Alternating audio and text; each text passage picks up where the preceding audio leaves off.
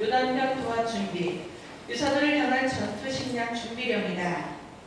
1절에서 12절에서 18절까지는 선발지파를 향한 작전 명령이고 2장 1절에서 24절까지는 여리고성 정탐과 기생 라합입니다. 여호수아의 가나안 행군의 첫 번째 과제는 여리고성을 통과하는 일이었다. 그러기 위해서 여호수아는 지도자로서 겪어야 하는 혼자만의 고심 속에 필요한 계획과 작전을 세워야 했다. 그것은 바로 여리고성의 공략을 위하여 은밀하게 정탐꾼을 파송하는 일이었다.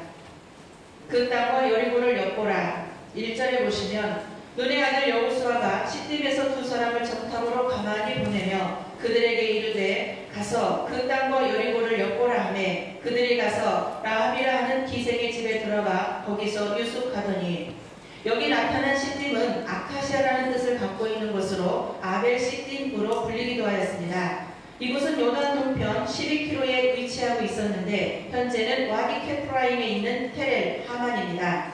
이곳은 야영지로서 유명한데 시딤에서 여리고까지는 하룻길쯤 됩니다. 전에 이스라엘 백성들이 이곳에서 모압 여인들과 더불어 음행하는 죄를 지어서 하나님의 천벌이 떨어진 곳이기도 합니다. 여호수아는 두 사람의 정탐꾼을 뽑아 가만히 여리고성과 그 지경에 대한 정탐 사명을 맡깁니다. 이것은 여호수아 혼자만이 계획한 일입니다. 그는 이미 모세 때 갈렙을 비롯한 12명의 정탐꾼들과 함께 은밀한 정탐 활동을 한 경험이 있었습니다. 그때 저들은 모세의 비밀스러운 행동 대원들이었습니다. 여호수아는 저들을 가만히 보냈습니다. 은밀히 보냈다는 뜻인데 백성들이 모르게 비밀리에 파송했다는 것이 사실입니다. 가서 그 땅과 여리고를 엿보라고 하였습니다. 여기 여리고는 종려의 성읍이라 불리는 사막지대의 풍성한 오아시스와 같은 곳이었습니다. 이곳은 가나안의 관문이며 지역적으로 중요한 위치를 차지합니다. 그래서 지도자 여호수아는 최우선적으로 여리고를 공략하게 된 것입니다. 자, 제가 작년 그 3월 달에 이 여리고를 갔었죠.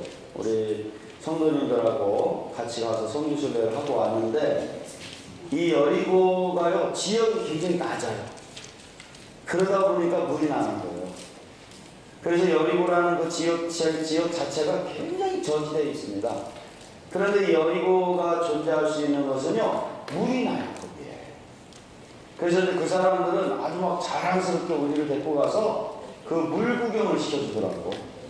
우리 맨날 보는 게 물인데. 그래서 우리 교회 옆에는 예당 저수지가 있어가지고 꼭 갈릴리 해변같이 그렇게 아름다워요.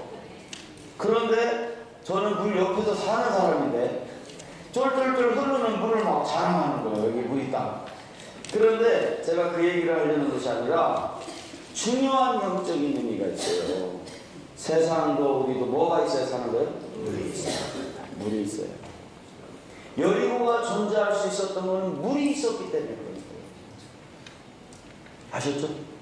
우리가 영적으로도 말씀에 물이 있어야 된다니까요. 그래야 존재의 가치가 있게 되는 거예요. 아셨죠? 우리 신앙인들에게 있어서는 물이 있어야 돼, 물. 나의 삶을 풍요롭게 만들고 생명을 줄 수 있는 물이 있게 되기를 축원합니다. 아셨죠? 그런데 여기에 지금 이제 여리고에 정탐꾼을 보내서 그 상황을 살피는 거예요. 예.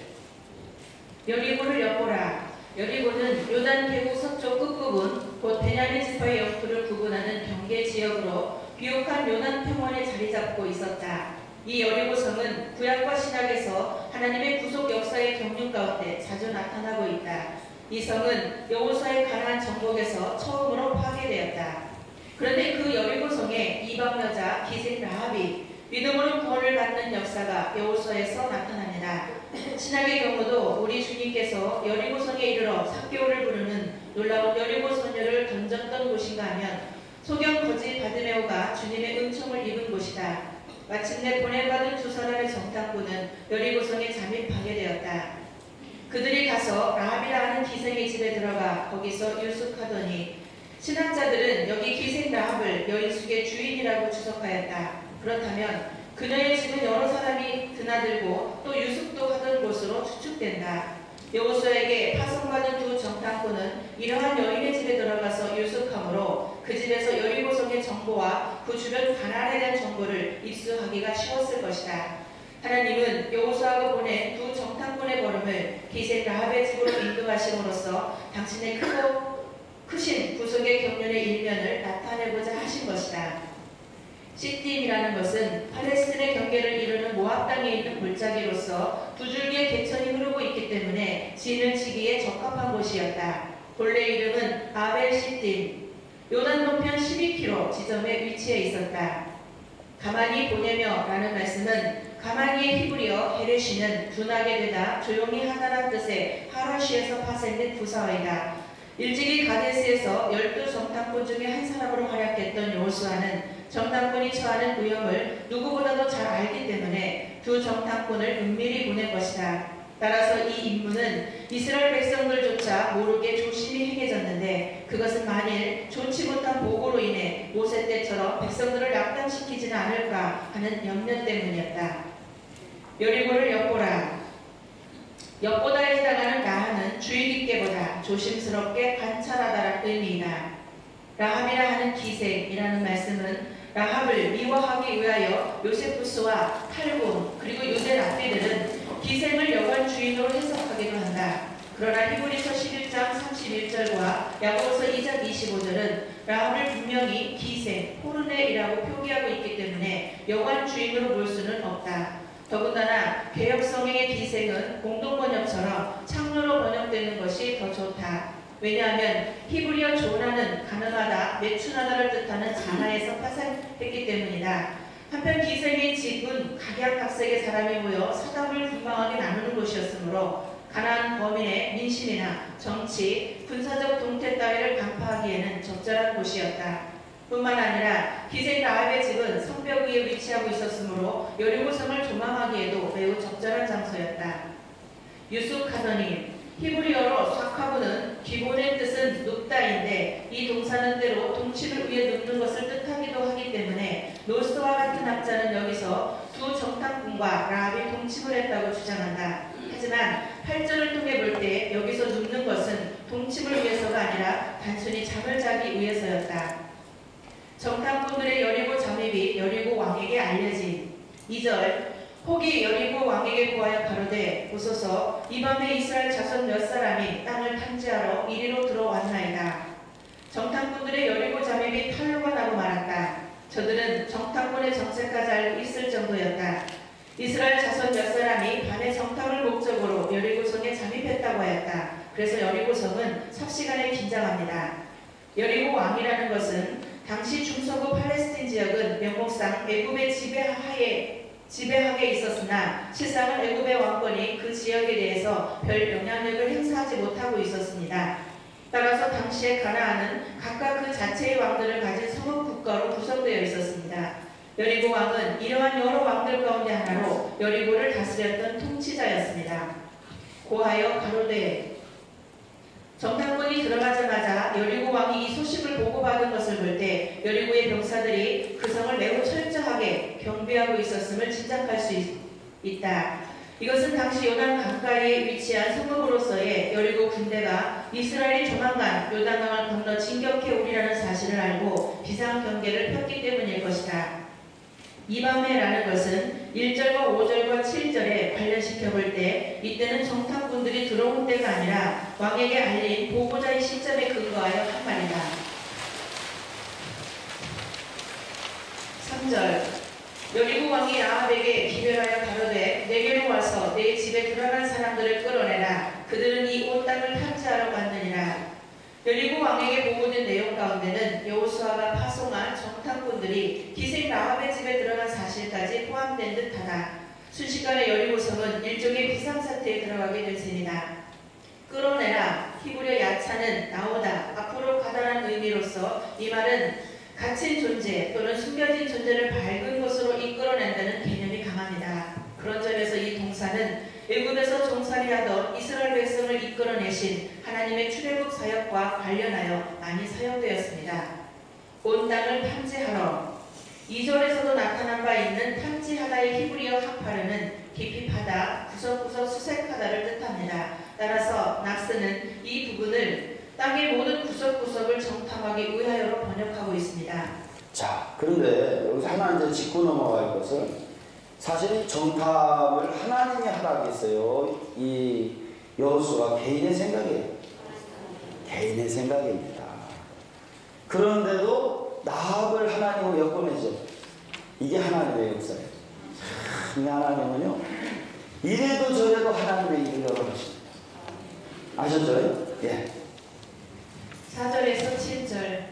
그 여인이 그 두 사람을 이미 숨긴지라 가로되 과연 그 사람들이 내게 왔었으나 그들이 어디로서인지 나는 알지 못하였고 그 사람들이 어두워 성문을 닫을 때쯤 되어 나갔으니 어디로 갔는지 알지 못하되 급히 따라가라 그리하면 그들에게 미치리라 하였으나 실상은 그가 이미 그들을 이끌고 지붕에 올라가서 그 지붕에 버려놓은 상대에 숨겼더라. 그 사람들은 요단길로 나루터까지 따라갔고 그 따르는 자들이 나가자 곧 성문을 닫았더라. 그 여인이 그 두 사람을 이미 숨긴지라. 6절에 보면 실상은 그가 이미 그들을 이끌고 지붕에 올라가서 그 지붕에 버려놓은 상대에 숨겼더라 라고 하였다. 그녀는 이렇게 상황 파악에 민첩하고 지체하지 아니하였다. 자기에게 일어난 일련의 비상사태 앞에 그녀 자신이 어떻게 생각하고 행동하고 말해야 할 것인가를 알고 있었습니다. 이처럼 그녀는 여리고성 수색대들을 지혜롭게 따돌렸습니다. 그녀는 여리고성 수색대들에게 이렇게 말합니다. 4절에 보면 과연 그 사람들이 내게 왔었으나 그들이 어디로서인지 나는 알지 못하였고 라고 하였습니다. 그 사람들이 내게 왔었던 것은 사실입니다. 그러나 그들이 어디로부터 왔는지 물론 그들이 정탐꾼들인지도 나는 알지 못하였습니다. 라고 하고 있습니다. 그리고 5절에 보면 그 사람들이 어두워 성문을 닫을 때쯤 되어 나갔다라고 합니다. 어디로 갔는지 알지 못하되 급히 따라가라 그리하면 그들에게 미치리라. 급히 따라가 보십시오. 나는 그들이 어디로 갔는지는 알지 못하지만 급히 따라가면 그들에게 미칠 것입니다. 라고 하였습니다. 그녀는 이렇게 그들을 감쪽같이 속여서 급히 따돌렸습니다. 그 결과가 7절에 그 사람들은 요단길로 나루터까지 따라갔고 그 따르는 자들이 나가자 곧 성문을 닫았더라 라고 하였습니다. 성경은 그녀의 이러한 행동을 믿음의 행위라고 말하고 있습니다. 우리는 여리고성에 기생 라합이라고 하는 여자가 여호수아가 보낸 정탐꾼을 영접하고 그를 지붕 위 상대에 숨겨준 사실을 보았습니다. 그리고 그를 추격하던 여리고 왕이 보낸 수색대원들에게 감쪽같이 거짓말을 함으로 여호수아가 보낸 두 정탐꾼이 그날 밤 그녀의 지붕 위 상대 안에서 살아있는 내용을 보았습니다. 자, 사실 이 기생 라합은 믿음 있는 사람은 아니었어요. 믿음은 말씀을 갖고 가는 것이죠. 그런데 하나님은 이 기생 라합의 행동을 믿음으로 봤다는 거예요. 자, 이건 뭘까요? 우리가 하나님의 역사를 사실을 갖고 가지 않고 이런 영적인 가난을 정복하기 위해서 나가는 사람을 도울 때 우리의 행위를 뭐로 본다는 거예요? 믿음으로 본다는 거예요. 아셨죠? 그러니까 나는 말씀은 아직은 잘 모르지만 주님의 역사를 돕고 협력하는 자에게는 동일한 믿음의 행위로 하나님이 보실 줄 믿으시기 바랍니다. 아셨죠? 그러니까 나중에 이 기생 라합이 얼마나 큰 축복을 받습니까? 아셨죠? 그런데 이 기생 라합에는 아직 말씀은 없었지만 그러나 그 하나님의 역사를 볼 수 있는 뭐가 있었다는 거예요? 눈은 있었다는 거예요. 자, 계속해 보겠습니다. 학자들 간에는 그녀의 이러한 말과 행동이 거짓이냐 아니냐, 죄냐 아니냐에 대해서 큰 논쟁이 있었습니다. 우드 스투바는 믿음으로 하는 것이니 죄가 될 것이 없다고 하였고, 칼빈은 그것은 인간적인 윤리 문제가 아니므로 용서받을 수 있다고 하였다. 리아스 같은 자는 상관할 문제가 아니라고 하였다. 우리가 받아들일 수 있는 일반적인 견해는 신자가 하나님의 원수를 막기 위해 그리고 하나님의 뜻을 이루어드리기 위하여 은닉한 윤리적 행위를 죄라고 할 수 없다는 것이다. 그것은 절대적 윤리가 아닌 상대적 윤리이기 때문이라는 것이다. 그러니까 이 믿음이라는 것은 윤리 이상의 세계인 줄 믿으시기 바랍니다. 윤리하고 상관이 없어요. 하나님의 영적인 길을 가는 자를 돕게 되면요, 믿음으로 하나님은 보신다니까. 아셨죠? 그러니까 우리가 이 눈이 있게 되기를 축원합니다. 이 라합의 눈이 지금 우리가 이 시간을 좀 생각해야 될 눈입니다. 예. 실제로 교회사 가운데 특히 일제 말년 기독교를 탄압받은 일본 형사들이 기독교 지도자들을 잡으러 다니던 경우에 그 하나님의 종들을 보호하기 위하여 저들에게 은신처를 제공한 사람들이 일본 형사들의 취조와 질문에 모른다고 대답을 했던 경우들이 많이 있었다. 어쨌든 성경은 이러한 기생 라합의 언행에 대해 명백하고 확실한 대답을 해주고 있습니다. 히브리서 11장 31절에 보시면 믿음으로 기생 라합은 정탐꾼을 평안히 영접하였으므로 순종치 아니한 자와 함께 멸망치 아니하였도다. 자, 그러니까 기생 라합은 말씀을 몰랐지만 이 정탐꾼에 대해서 사실로 그들을 대했어요. 믿음으로 대했다는 거예요. 믿음으로 대했다는 거예요. 그런데 왜 이 믿음으로 대했는지가 뒤에 보면 나와요. 그래서 이 기생 라합이 이 시간에는 아주 중요한 영적인 포인트가 있어요. 아셨죠? 왜 기생 라합이 이 정탐꾼들을 도왔을까? 그리고 이 여인은 길이 남는 믿음의 조상이 될 수 있었을까? 아셨죠? 예. 야고보서 2장 25절에 보면 또 이와 같이 기생 라합이 사자를 대접하여 다른 길로 나가게 할 때에 행함으로 의롭다 하심을 받은 것이 아니냐. 그것은 믿음의 행위라고 하였다. 그것은 의롭다 하심을 받게 된 일이었다. 그것이 멸망치 않고 구원을 얻게 된 증거가 되었다고 하였다. 실로 그녀의 이러한 말과 행동을 하나님 편에서 하나님들이 구원한 의로운 처사라고 영감의 기록들은 평가하고 있습니다. 이러한 그녀의 말과 행동에 따르는 그녀의 구체적인 신앙 고백과 구원 고백이 다음 구절에서 구체적으로 뒤따르고 있습니다. 우리는 이 사건에서 하나님의 크신 구속의 섭리와 경륜 가운데는 하나님의 심판을 받아 멸망했던 여리고 성에도 하나님이 택하신 자기 백성이 있었다는 사실입니다. 그가 바로 기생 라합이었습니다. 자, 근데 여기서 한 걸음 더 나가서 기생 라합을 뭐라고 했냐면 하나님의 심판을 하지 않고 하나님의 구속 섭리에 들어가는 하나님의 백성이 있었다라고 얘기를 합니다. 아셨죠? 그러면 이 라합이 왜 이렇게 큰 대접을 받고 나중에 믿음의 조상까지 될 수 있었냐는 거예요. 아셨죠? 그 세계 여러분들이 이해되어 가기를 축원합니다. 네. 마태복음 1장 5절에 보시면 설교는 라합에게서 보아스를 낳고 라고 기록하고 있듯이 놀랍게도 그녀는 나중에 이방 여자로서 예수 그리스도의 족보에서 기록되게 됩니다. 8절에서 11절 두 사람이 눕기 전에 라합이 지붕에 올라가서 그들에게 이르러 말하되 여호와께서 이 땅을 너희에게 주신 줄을 내가 아노라. 우리가 너희를 심히 두려워하고 이 땅 백성이 다 너희 앞에 당당히 논하니. 자, 보세요. 나중에 이 살모는 라합에게서 보아스를 낳고 라고 기록됩니다. 마태복음 1장 5절에 보면 놀랍게도 그녀는 나중에 이방 여자로서 누구의 조상이 돼요? 예수 그리스도의 족보에 기록이 됩니다. 아셨죠?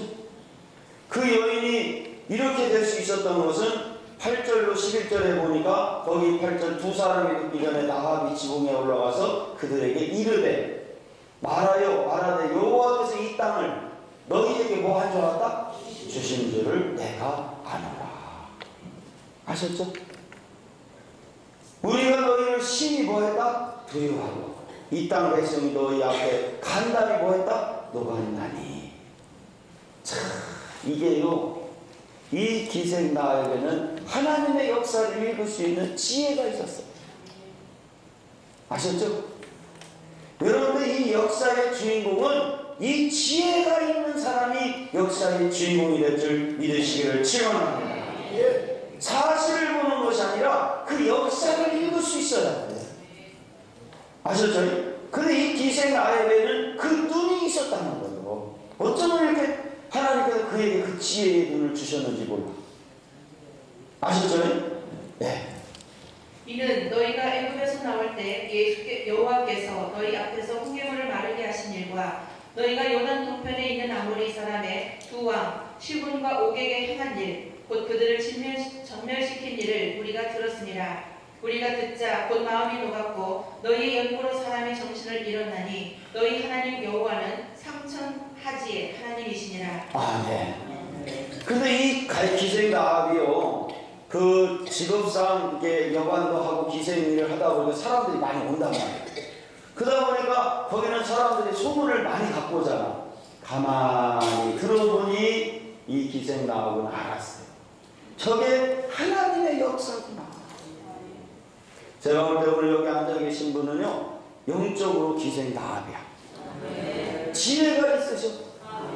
자, 옆에 분들하고 인사하시는데요, 잘 오셨습니다.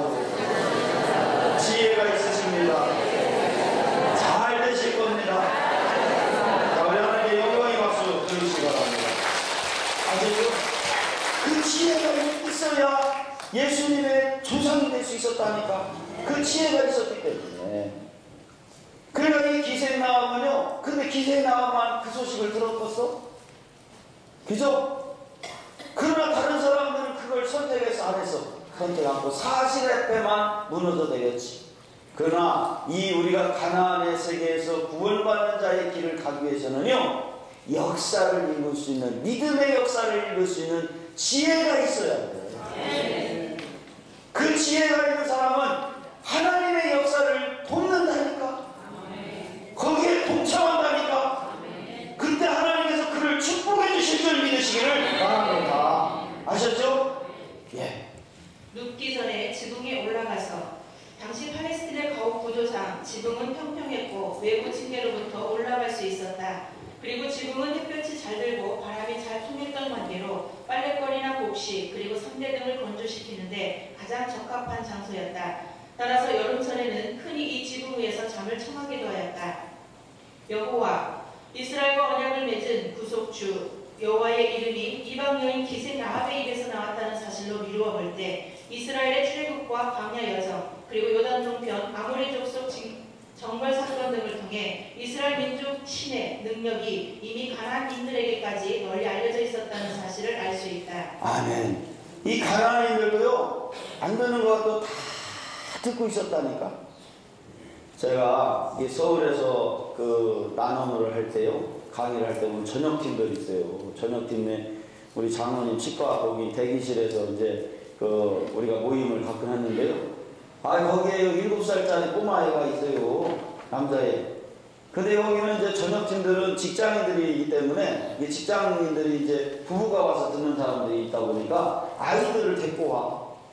근데 이놈의 자식들이 막 쪄들고 돌아다니는 것 같아도요, 들을 건 다 듣고 있어요. 그 전에 제가 강의할 때도 한번 얘기했죠. 거기 7살짜리가 그 부모들이 이래저래 무슨 교회를 갖고 얘기를 하니까 얘가 그러더래요. 가만히 듣더니, 비둘기들이 안쪽에 계셨구만. 7살짜리가. 이 비둘기 얘기 안 듣는 분들은 옆에 사람한테 물어보세요. 쉬는 시간에. 네, 저는 2번을 못합니다. 그랬더니. 그러니까 이 부모들이 기겁을 한 거예요.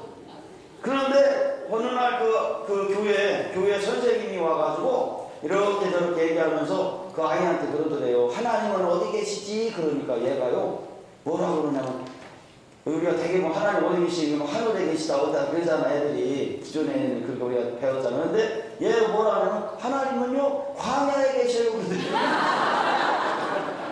그러니까 이놈의 새끼가 이렇게 막 돌아다녀도요, 그럴 거는 다 똑다녀서 7살짜리. 그래서 우리 장로님 치과에서 우리가 이렇게 모일 때요, 아예 애들을 방 하나를 내주고 문을 열어놔. 우리는 니들 들어라 이거요. 야, 얘들이 안 듣는 것 같아도 다 들어. 그래서 얘들이요, 이 말씀이 중요해. 얘들도 그냥 건성으로 이렇게 돌아다니면서 귀는 다 열려가지고 이렇게 듣고 있었던 거야. 자, 여러분 보세요. 이 가나안인들이 모르는 체 해도 들었어 안 들었어? 들었어. 지금 우리가요, 이 역사가 하나님께서 이렇게 이게 모르게 그냥 흘러가는 것 같아도 들을 사람은 다 듣고 있는 줄 믿으시기 바랍니다. 정말 사람들이 다 안 된다 해도 우리는 된다에 선택을 하고 가고 있잖아. 오전에도 얘기했잖아요. 좁은 길, 그죠? 그러나 그 길 끝에는 누가 계셔요? 주님이 계시다. 아셨죠? 우리는 그 길을 선택했고 그 길을 가는 거요. 그런데 안 듣는 것 같고 관심 없는 것 같아도 다 본다는 거, 안 본다는 거요? 본다는 거예요. 됩시다. 아까 어떤 목사님 나보다 다 죽었어 그러더라고. 이제 다 죽었어. 아셨죠? 예. 그러나 당시 대부분의 가나안인들이 알고 있었던 여호와에 관한 지식은 스스로 영원토록 계시는 인격적 유일신으로서가 아니라 히브리인들의 민족신으로서 그 능력이 탁월한 신이라는 정도였다.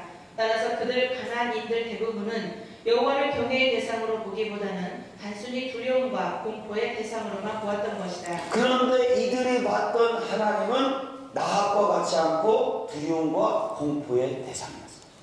근데 나합은 어떻게 와서 똑같은 사실을 들었음에도 불구하고 그는 하나님을 경외했어요.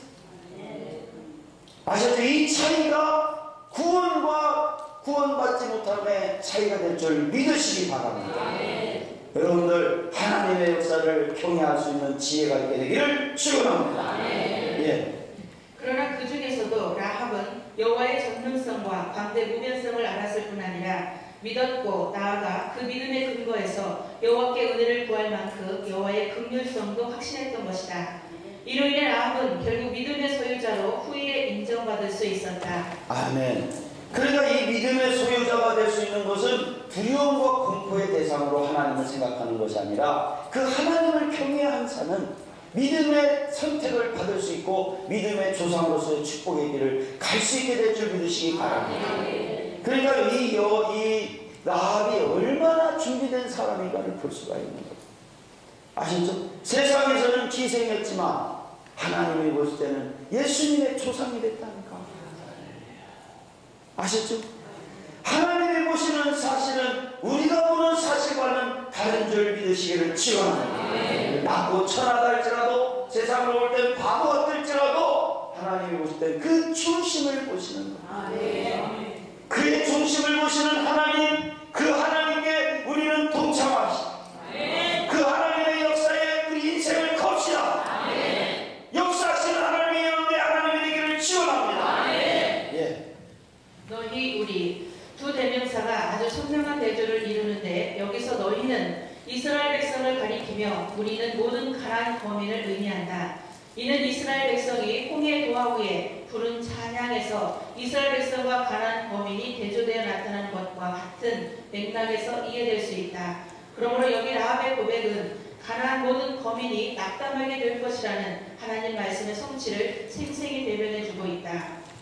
우리가 너희를 심히 두려워하고 과거 이스라엘이 가나안 거민을 두려워했던 것과는 정반대로 이제는 가나안 거민이 이스라엘에 대한 소식을 듣고 심히 두려워하고 있다. 그때 모세 당시 가나안 거민에게 겁을 집어먹은 이스라엘 백성들이 가나안 땅을 차지하지 못했듯 이제 여호수아 당시에 이스라엘에게 겁을 집어먹은 가나안 거민들은 그 땅에서 쫓겨나지 않을 수 없었던 것이다. 간다니 녹다니 녹다의 히브리어 무구는 녹아 흘러내리다를 뜻하는 말인데 그리고 개역성경의 간단이라는 말은 그 의미를 살리기 위하여 원문에 추가된 것이다. 아멘. 여기서 하나 좀 짚고 넘어갈 것이 자, 이 가나안인과 이 기생 나합의 차이를 우리가 여기서 구분할 수 있는데 내가 지금 가나안 민족이냐 아니면 기생 나합이냐라는 차이는 내가 지금 내 삶에 대해서 두려움이 있다면 그 사람은 가나안 민족이요. 추방될 수밖에 없는 가나안 민족. 여러분들 하나님을 믿는다 하지만 여러분들이 두려움이 있고 염려가 있고 그거에 대한 간담이 녹는 사실 앞에 간담이 녹는 수준에 있다면 지금 이 부분만 갖고 우리가 지금 한번 교훈을 뽑아낸다면 나는 가나안 민족이라는 거예요. 여리고 족속이라는 거죠. 아셨죠? 그러나 하나님을 어떤 사실 앞에도 하나님을 경외하고 있는 사람이라면 기생 나합입니다. 우리는 어떤 사람이 되어야겠어요? 기생 나합이 되어야죠. 어떤 사실 앞에도 우리는 하나님을 경외할 수 있는 자가 되기를 축원합니다. 그러면 그 사람은 구원받은 자가 될 수 있어요. 믿음의 사람이 될 수가 있다는 얘기입니다. 그러나 내 사실 앞에 두려움 있고 그거에 대한 간담이 녹는 것 같은 염려와 근심 속에 사는 사람은 이 가나안 땅에서도 여리고에서도 조차도 멸망받을 수밖에 없는 그런 존재로 전락되고 만다는 거죠. 여러분 간담 녹지 않게 되기를 축원합니다. 아셨죠? 자, 옆에 사람 손 붙잡고요. 얼굴 한번 잘 보세요. 간담이 녹는지 하나님을 경외하는지 한번 봐보세요. 자, 간담 녹지 마세요. 얘기해 주시기 바랍니다. 시작. 하나님을 경외합시다. 하나님의 영광의 박수 드리시기 바랍니다. 두려움의 하나님이 아닙니다. 경외의 하나님이신 줄 믿으시길 축원합니다. 우리는 나름이 됩시다. 하나님을 경외합시다. 어떤 사실 앞에도 두려워하지 맙시다. 아셨죠? 예. 여호수아 2장 10절 본절에는 요단 서편을 살고 있는 가나안 거민들의 간담을 높게 한 두 가지의 큰 이유가 설명되어 있습니다. 첫째는 홍해물을 마르게 한 사건과 둘째는 요단 동편의 아모리 두 왕이 전멸당한 사건이 그것입니다.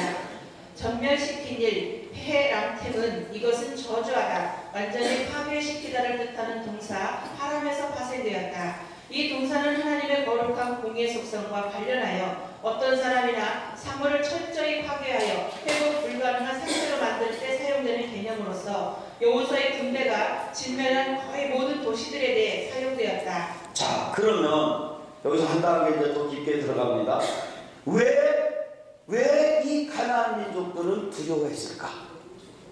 그리고 왜 이 기생나합은 하나님을 경외했을까? 똑같은 사건을 갖고 우리 삶에 왜 나는 지금 이 가나안 민족처럼 이 가나안의 여리고 민족들 족지파들처럼 이 여리고 민족들처럼 나에게 왜 두려움이 혹시라도 있는 사람은 그걸 한번 점검해봐요. 왜 그럴까? 아니면 왜 나는 지금 어떤 상황에서도 기생나합을 같이 하나님을 경외하고 있을까? 제가 아까 밥을 먹는데요, 어떤 목사님이 저한테 와서 그러더라고요. 목사님 가자 그거 하는데 나는 안 했다는 거예요. 왜? 나는 이미 가고 있다는 거예요. 그래서 무섭다네. 그러니까 여러분들 생각에 지금 나는 과연 기생나합이냐 아니면 이 가나안 이 족속이냐, 그걸 왜 이렇게 두려움이 오냐를 지금 설명해 드리려고 하는 거예요. 왜 두려움이 올까요? 하나님께 속해 있어요? 가나안 족속에 속해 있어요? 그렇지. 사실에 속한 자는 두려움이 있습니다.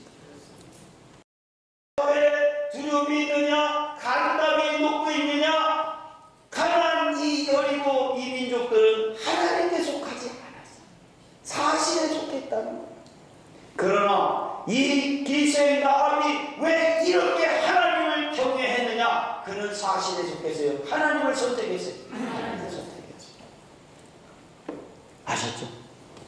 우리도 하나님을 어떤 일이 있어도 선택하기를 축원합니다.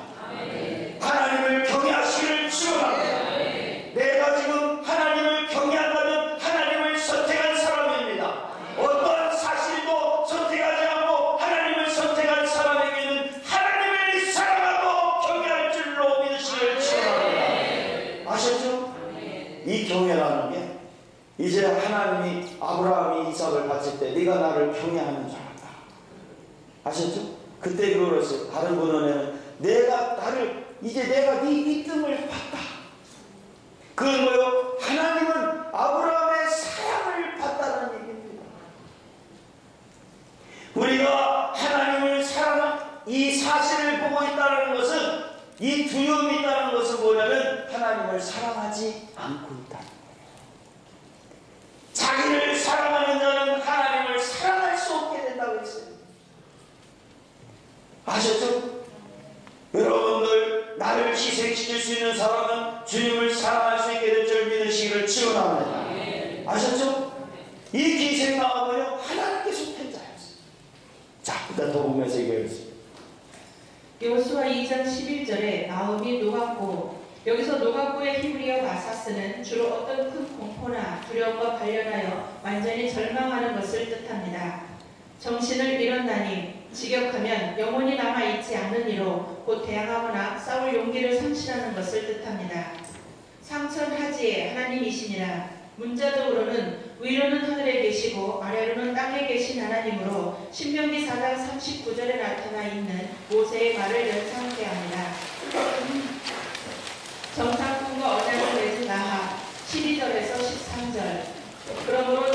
하노니 내가 너희를 선대하였은즉 너희도 내 아버지의 집을 선대하여 나의 부모와 남녀 형제와 무릇 그들에게 있는 모든 자를 살려주어 우리 생명을 죽는 데서 건져내기로 이제 여호와를 맹세하고 내게 진실한 표를 내라. 선대하였은즉 선대하여라는 말씀은 선대에 해당하는 히브리어 헤세드는 근본적으로는 상호 체결한 언약 관계에 충실한 것을 뜻한다. 그런데 이 말 속에는 구체적으로 자비, 친절의 개념도 내포되어 있다. KJV나 RSV, 또 NTV, ASV, JB 등 거의 모든 역본들을 역시 그러한 뜻으로 해석하고 있습니다. 자, 선대했다는 것은 자비와 친절, 관계를 의미하는 거죠. 이제 언약의 핵심은 관계인 줄 믿으시기를 축원합니다. 이 지금 나합은 누구를 선택했다는 거, 이제는 확실하게 하나님을 선택했다는 거예요. 아셨죠? 그분의 자비와 친절을 구하고 있습니다. 우리가 세상이 어떻더라도 이제는 세상과 친하지 마시기를 축원합니다. 하나님 앞에 자비와 친절을 구합시다. 그러면 우리 속에 감당 넘는 일이 없게 될 줄 믿습니다. 감대함을 주실 줄 믿습니다. 그 하나님을 믿읍시다. 하나님이 우리를 이끌어 줄 줄 믿습니다. 내 아버지의 집 모든 자. 라합은 단순히 자기의 목숨만을 구원받으려는 이기적인 생각을 갖지 않고 믿음에 근거하여 자기의 가족 및 친척까지 구원해 줄 것을 요청하고 있다. 한편 이처럼 아버지의 집과 자신을 분리시키지 않고 동일시하는 사고는 고대 근동 지방의 사고방식이기도 하다. 자, 이보세요. 나 하나가 하나님을 선택했더니 다 살아요, 안 살아요? 다 살아요. 우리 어디서 많이 듣던 가사 같지 않아요? 나 하나가 꺾이면 모두 다 잘 돼, 안 돼? 잘 돼. 우리 그거만 해볼까? 나 하나가 꺾여서 모두 다 잘 된다니 오늘 꺾고 내일 꺾고 날마다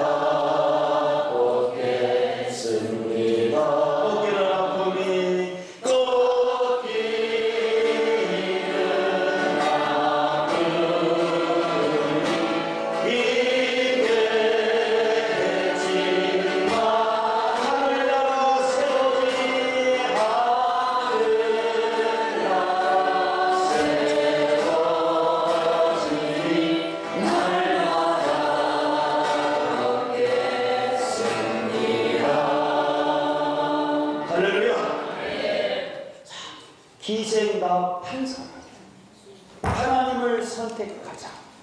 다 살아요, 안 살아요? 다 살아요. 그래서 하나님의 세계는요, 너가 잘 돼야 잘 되는 게 아니야. 내가 하나님 선택하면 내 주변은 다 살 줄로 믿으시기를 축원합니다. 선택합시다. 선택합시다. 그래서 다 살게 되는 역사가 임하기를 축원합니다. 아셨죠? 기생답 하나가 선택했더니 다 사는 거예요. 아셨죠? 나 하나만 하나님을 선택한다. 하나님을 선택하려고 하면요, 반드시 내가 꺾여야 돼. 꺾이는 아픔 있죠? 이 라합이 자기 민족을 배신하고 하나님을 선택할 때 아플까요? 안 아팠을까요? 아팠지. 아셨죠? 여러분, 예수님께서 산상수훈을 끝내시고 내려올 때 그때 나병 환자가 예수님 앞에 나왔어. 그 나올 때 당신은 나올 수 없어. 나병 환자는 절대 나타나면 안 돼. 그거를 꺾고 나올 때 아팠을까? 안 아팠을까요? 아팠지.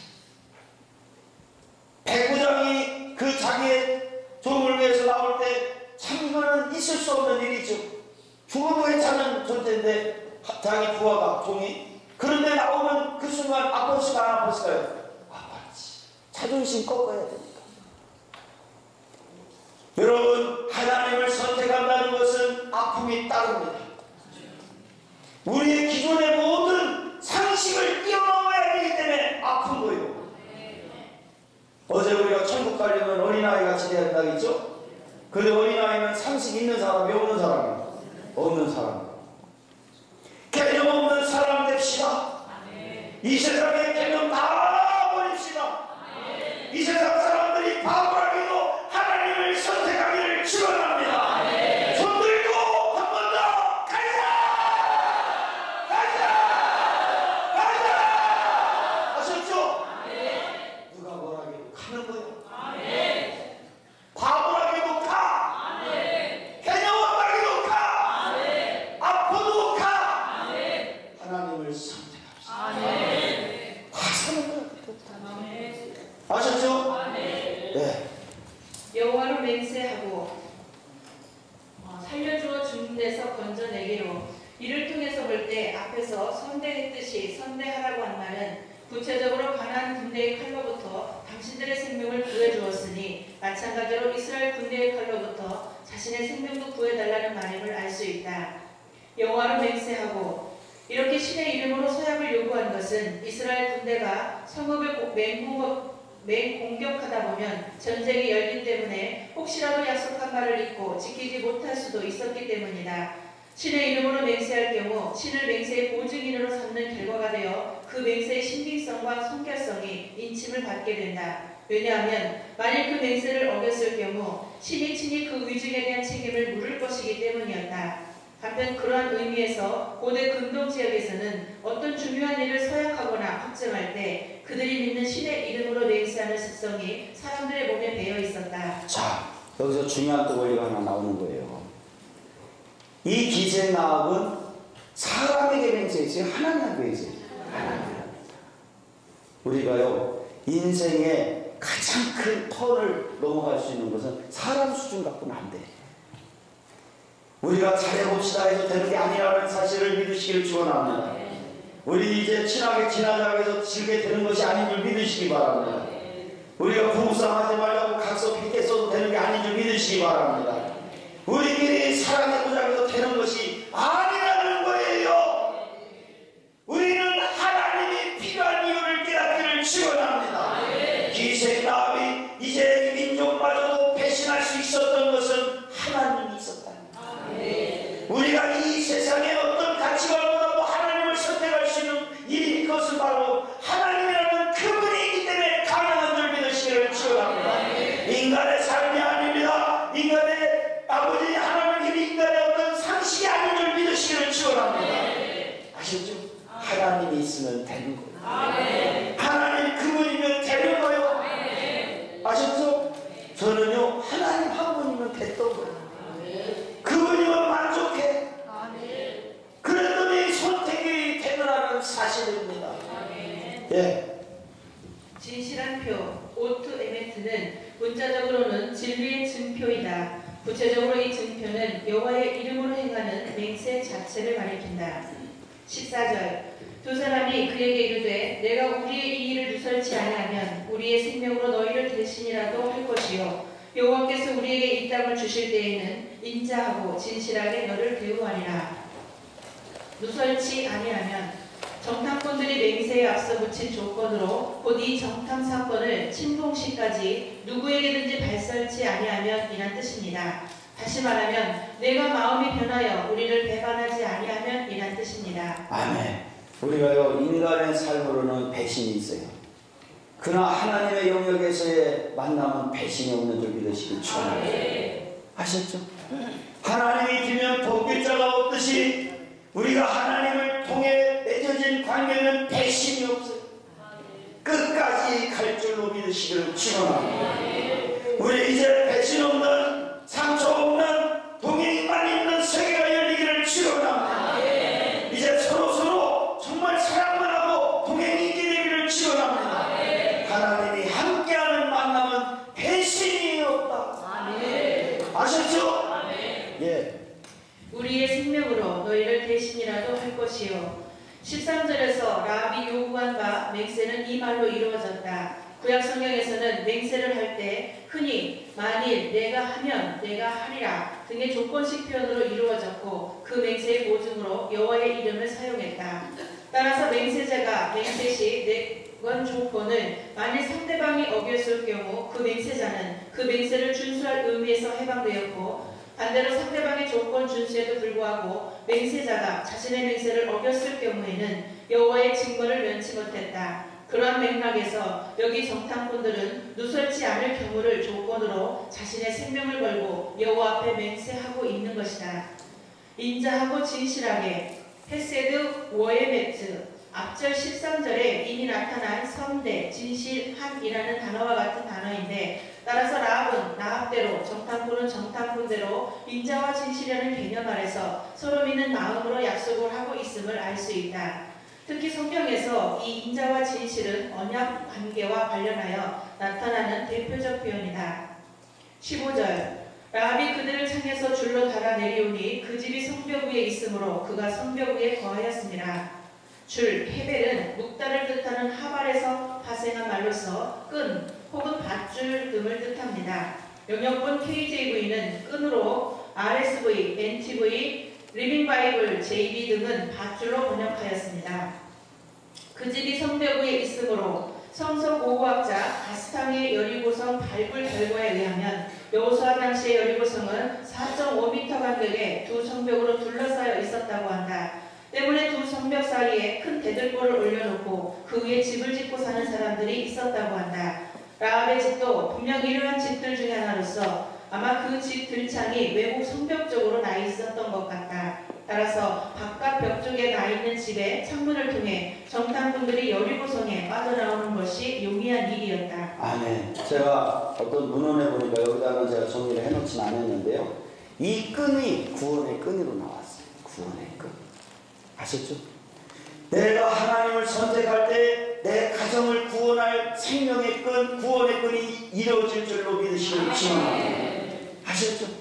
아프지만 선택할 때 아프지만 그러나 그 선택을 하는 순간부터 하늘이 우리를 돕는 생명의 끈, 구원의 끈이 연결될 줄 믿으시기를 축원합니다. 아셨죠? 이 끈이 저와 여러분들에게도 이어지기를 축원합니다. 예. 16절 라합이 그들에게 이르되 두렵건대 따르는 사람들이 너희를 만날까 하노니 너희는 산으로 가서 거기 사흘을 숨었다가 따르는 자들이 돌아간 후에 너희 길을 갈지니라. 따르는 사람들이라는 것은 정탐꾼들을 쫓는 여리고성의 추격대를 가리킨다. 만날까 하노니 펜 익투게우 만나다의 히브리어 파가는 마주치다, 습격하다의 뜻도 내포하고 있는데 또한 펜은 원망하지 못하도록 뜻이므로 이 말을 직역하면 마주치지 않도록입니다.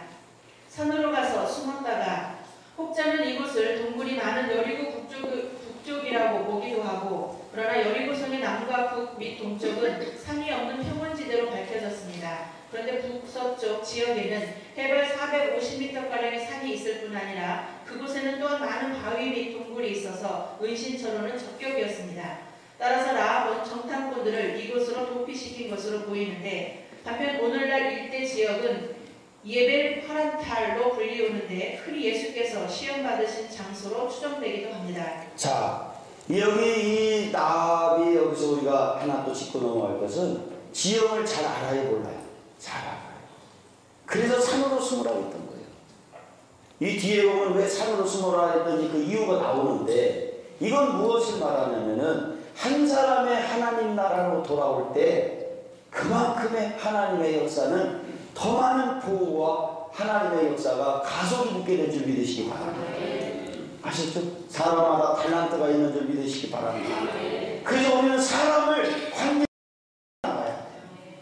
그래서 영적인 입장에서 가나안이라는 것은 무엇을 말하냐면 나의 입장에서는 사랑할 수 있는 마음을 갖게 될수록 가나안 땅을 차지하는 것이다. 그러면 나를 뛰어넘는 두 번째 가나안은 뭐냐면 내 옆에 있는 사람이 가나안이야. 사람을 얻어가는 게 가나안 땅이 넓어지는 거예요. 사람을 얻게 되기를 축원합니다. 알고 보니까 두 번째 가나안의 뜻은 내 옆에 있는 사람들이더라. 아셨죠? 이 라합 하나님 나라에 합류하고 그가 하나님과 동행을 하자 가나안 땅이 사실 땅은 확보된 줄로 믿으시기를 축원합니다. 그만큼의 보호와 동행이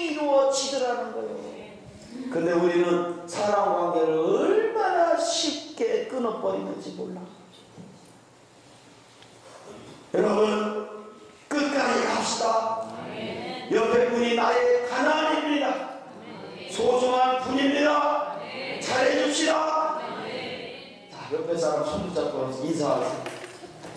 큰일 날 뻔했군요. 잘해드리겠습니다. 가자!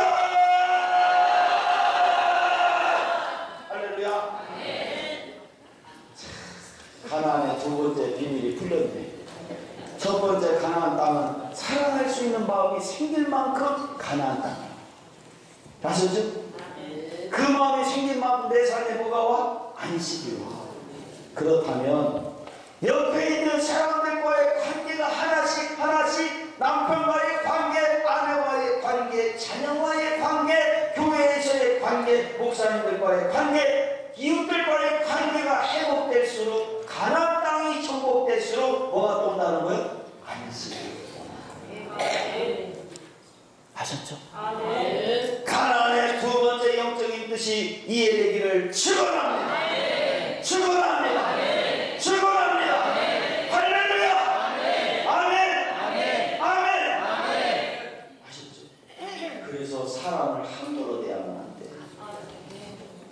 끝까지 사랑합시다. 그저 옆에 사람을 사랑하지 못하는 사람은 가나안 땅이 없어. 가나안 땅이 없는 만큼 뭐가 없다고 했어요? 안식이 없어. 아무리 우리 자녀들이 요즘은요 어째 이렇게 노는 오빠 노는 이들이 많은지 모르겠어. 이 스트레스를 많이 받나요 봐 애들이. 네? 우리 자녀들이 좀 놀아도 끝까지 용서합시다. 내 남편들도 노는 남편도 많아있고 여자들도 괜찮은 게 아니라 그게 아니라 또 여자들도 노는 엄마들도 많더만 보니까 그러든 뭐든 끝까지 우리는 구원의 줄을 내리자. 끝까지 함께하자. 선택하자. 기회를 줍시다. 왜냐하면 옆에 분이 나의 가나안. 관계가 회복된 만큼 가나안 땅은 확보됩니다. 그만큼 내 인생에 뭐가 온다고? 안식이. 이제 내 자신의 영적인 가나안을 넘어 이제 내 가나안의 영적인 영역이 이제 두 번째 비밀이 풀렸으니까 이 영역이 열려져 가기를 주님의 이름으로 축원합니다. 자, 17절에서 21절.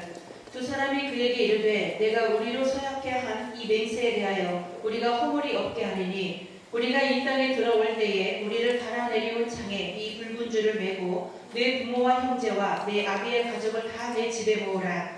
누구든지 내 진문을 나서 거리로 가면 그 피가 그의 머리로 돌아갈 것이요 우리는 허물이 없으리라. 그러나 누구든지 너와 함께 집에 있는 자에게 누가 손을 대면 그 피는 우리의 머리로 돌아오려니와 내가 우리의 이 일을 누설하면 내가 우리로 서약케 한 맹세에 대하여 우리에게 허물이 없으리라. 라합이 가로되 너희의 말대로 할 것이라 하고 그들을 보내어 가게 하고 붉은 줄을 창문에 매니라. 아멘. 자, 잠깐 보세요. 우리 한번 찬양팀들 좀 찬양 하나 준비하세요. 네. 그 사람 아버지 사랑 내게 내가 노래해. 그런 노래 좀 준비하시고, 자 일단 또 진도 좀 나가면서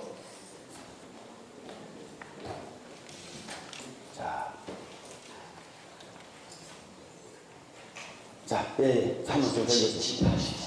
조금 있다가 목사님 조금만 기다렸다가. 라합의 믿음. 예수님께서 살아계신 시절에 있어서 제자들은 아무도 예수님을 절대적인 영적인 것을 믿지 못했습니다. 만약 믿음이라는 문제를 단순히 예수님을 따라다닌다고 예수님의 이야기를 들어주고 옆에서 수종을 듣는 것만으로 얘기한다면 제자들은 모두 믿음이 있는 사람들입니다. 자기 직업까지 팽개치고 예수님을 따라 나섰는데 그만한 믿음이 또 어디에 있겠습니까? 예수님을 잘 알았다면 몰라도 알지도 못한 사람이 나를 따르라고 하는 한마디에 자기의 일을 다 버리고 쫓는다는 것은 참으로 힘들다고 말할 수밖에 없습니다. 그런데 그러한 믿음도 적어도 우리는 대단한 믿음이라고 여기는 그 믿음도 결국 자기 죽음이라는 현실 앞에서는 힘을 발휘하지 못하게 됩니다. 아멘. 그래서 이 믿음의 세계는 겉의 부분의 믿음과 진짜 내가 만난 믿음이 있다. 아셨죠? 그래서 이 진짜 믿음이 우리에게 회복되지 않는다면 겉으로만 따르다가 죽음이라는 단계를 넘어서 못 넘어서 죽음마저도 우리의 믿음을 해할 수 없는 가나안 땅이 정복되기를 축원합니다. 아셨죠? 그 죽음마저도 해할 수 없는 가나안 땅을 정복한 자는 축복의 존재예요. 아셨죠? 근데 제가 여호수아를 그 뒷부분 22장 쪽에 나가보니까요, 세상에 가나안 땅을 육적으로만 점령했지 진짜 마음의 가나안 땅을 점령하지 못한 그런 지파들은요, 결국은 장자권까지 다 뺏겨.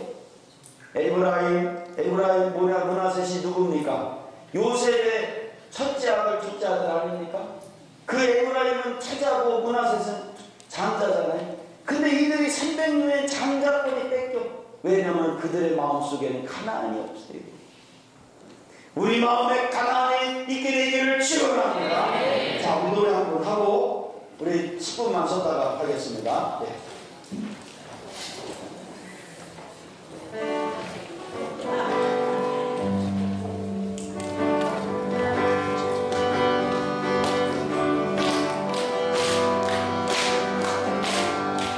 아버지 사랑 내가 노래해.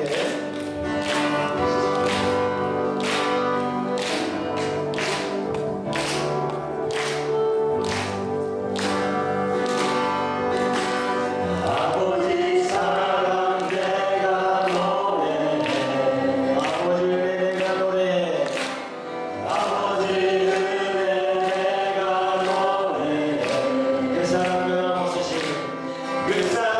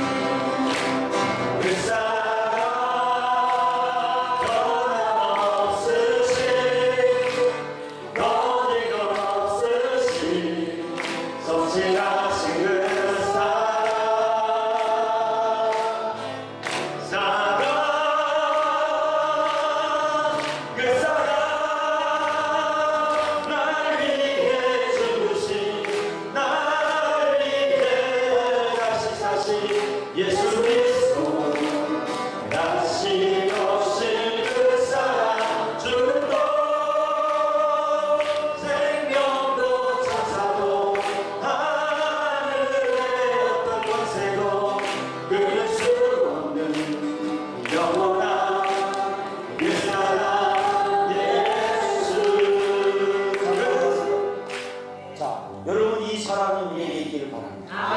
어떤 것도 끊을 수 없는 이 사랑. 이 사랑이 있는 사람은 죽음마저도 넘어갈 수 있는 가나안 땅을 소유하게 될 줄 믿습니다. 다시 한번 이 사랑 뜨겁게 한번 부르겠습니다. 그 사랑 날 위해 죽으신, 날 위해 다시 예수 그리스도 다시 오실 그 사랑 주로 생명도 천사도 하늘의 어떤 권세도 끊을 수 없는 영원한 그 사랑 예수, 그 사랑, 그 사랑 날 위해 죽으신, 날 위해 다시 사신 예수 그리스도 다시 오실 그 사랑 주로 생명도 천사도 하늘의 어떤 권세도 끊을 수 없는 영원한 그 사랑 예수. 아멘. 그래서 이 마지막 가나안은요, 이건 무엇을 말하는, 마지막 가나안을 넘어가려면 죽음을 넘어가야 돼요. 예수님의 제자들이 처음에는 예수님을 3년 동안 잘 따랐죠. 믿음 있는 것처럼 보였죠. 여러분들 함께 한다고 해서 진짜 믿음이 아닙니다. 죽음이 와도 가겠다. 죽음이 와도 주님을 선택하겠다. 그 사람 있는 사람이 영적인 마지막 가난을 차지하는 주인공이 될 줄 믿으시기 바랍니다. 그 믿음이 있는 사람은, 그 결심이 있는 사람은 내 안에 사랑이라는 가난을 정복하게 될 것이며, 그 죽음마저도 불쌍한 사랑이 있는 사람은 옆에 사람을 얻게 될 줄 믿으시기 바랍니다. 아셨죠? 죽음마저도 가로막을 수 없는 그 사랑, 저와 여러분들이 있게 되길 바라며 한번